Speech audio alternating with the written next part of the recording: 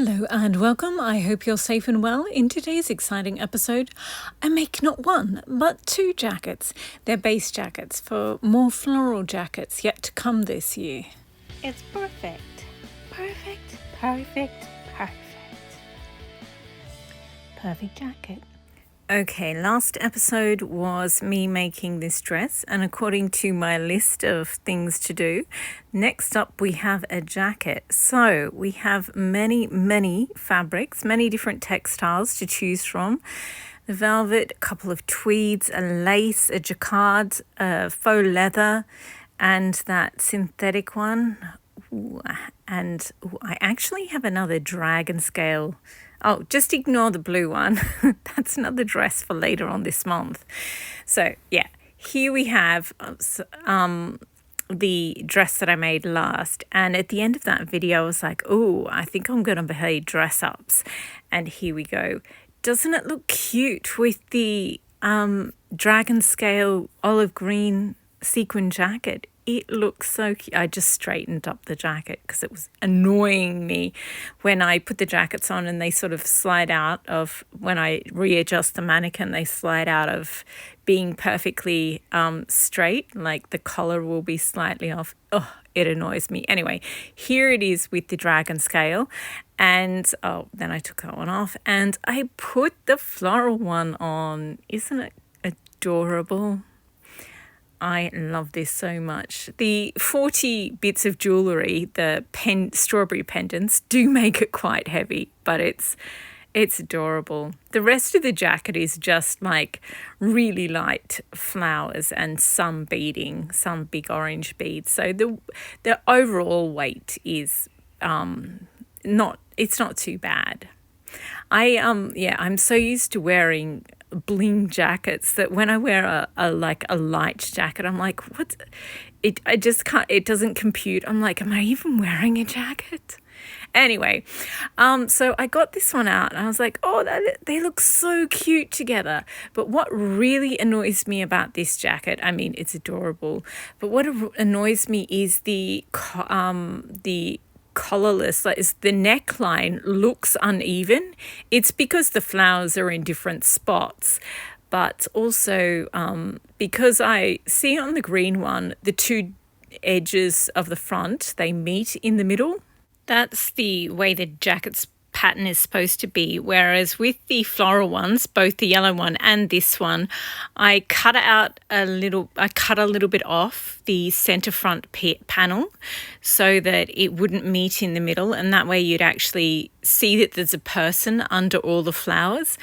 And I like it, but I think the next floral jacket I'm going to do, I will make them meet in the middle, and I'll just see how it goes. So instead of making up one of these today as my jacket for today's task, I think what I'll do is make a base jacket for the next, I do want to make that too, and that jacquard one. Oh, so many gorgeous ones I want to make. But yeah, I think instead of making one of these ones up, I'll make a base jacket for the next floral jacket, or maybe two, because I think one should be a scoop neck. I want to see how that looks, and one should be a standard. So I think I'll do that because I don't like this neckline. I mean, it's cute enough, but I don't want to do the same one for the next floral jacket. I want to try something different. So I think I'll do one as the standard one. So the base jacket will look like this. And then I'll do one where it's a much more scooped neck. So yeah, because I'm worried that the flowers at the front will sort of stick up onto my chin and they'll just constantly scratch at me or something like that. Also, I feel like, yeah, it's just a big boof of flowers if the dragon scale one was just covered in flowers. I don't know. I've got some small flowers, so I think I can do one where I just use small flowers, and that can have the relatively high normal neckline. But I also think I want to make a scoop neck one. And yeah. So I'll go draw out some pieces, draft the front center pieces for those two, and cut out the bits of fabric, and then I will come back. Why on earth did I think it was a good idea to make two jackets instead of one? honestly, I started with the sleeves first because I felt like they might be less complicated. But then as soon as I started them, I was like, oh, that's right. When I'm making base jackets for the floral jackets, when you make a floral jacket, you've got two choices. You can either sew each flower on by hand individually, or you can use a glue gun. Obviously, I've decided to sew each one on like the couture way.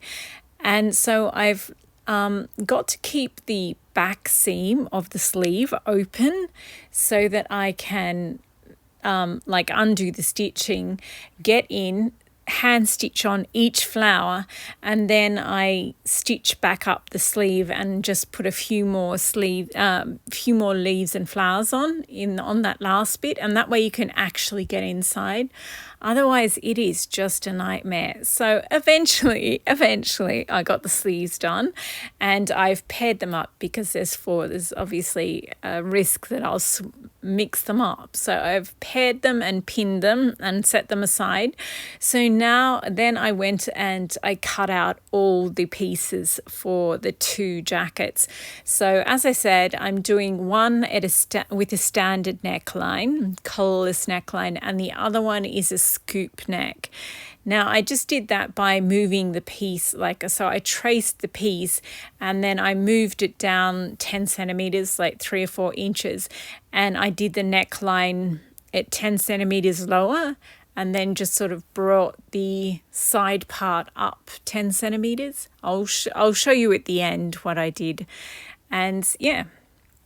So now I'm just making them, rushing madly. So I sewed all the bits together by machine. I absolutely hate not hand finishing things. So I wasn't in the best mood, but I kind of just wanted to get them made so that I have them ready to go, because it's always so annoying. So yeah, I've made them and then I machine sewed the neckline, and then I clipped the curves and I pinned it back and I machine sewed them again. And that scoop neck one looks adorable.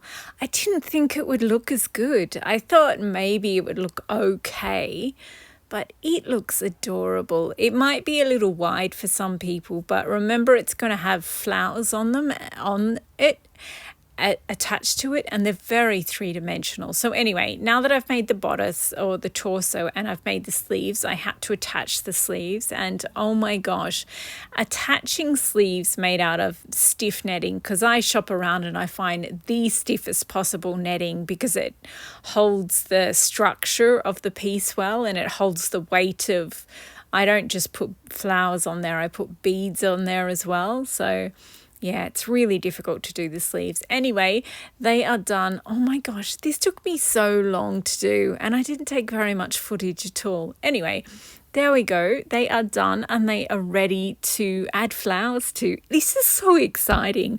I can't believe it. I literally only have 2 floral jackets, and now I just made 2 more base jackets. I'm going to have double the amount of floral jackets once this is done.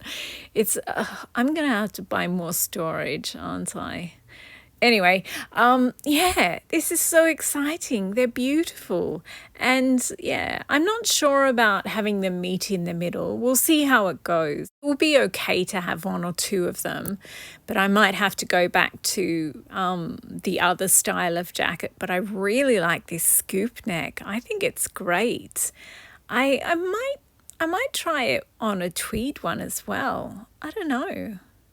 It's just so cute. And I know it's a very cropped jacket, but it's more like a bolero. I know if you're making novelty jackets, I know some people like them to be longer, and they like things to cover their hips and their waist and everything. But if you're making an expensive jacket, or a novelty jacket, you have to be able to sit in it. You have to be able to move. You have to go to the bathroom. So, it's just, I prefer things that are practical and easy to wear, easy to care for, things that will age well. And so, yeah, for me, it isn't a choice. It has to be a cropped jacket, or it would also be a lot heavier if it was a full size jacket.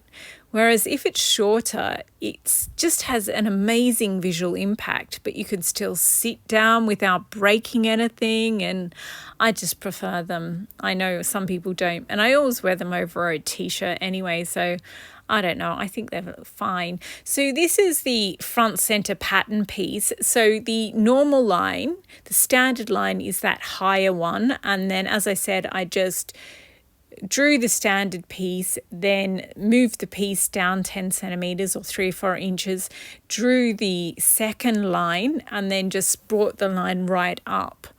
So there's still the same amount of seam allowance and everything. Wasn't sure if it would be too scooped or too wide, but yeah, I think it strikes a balance. I think it's really good. I'm not sure if I'll do it in tweed. I'll have a think about that. Yeah, it would look adorable. The tartan one would look adorable with the scoop neck. So we'll see. Anyway, that is it for this video. It's a lot of work, but clearly I forgot to pick up the camera and film things. Anyway, thank you very much for watching. I hope that was useful. There we go. In this bit of footage, the neckline is straight on the high neck one. Anyway, thanks again for watching and happy sewing.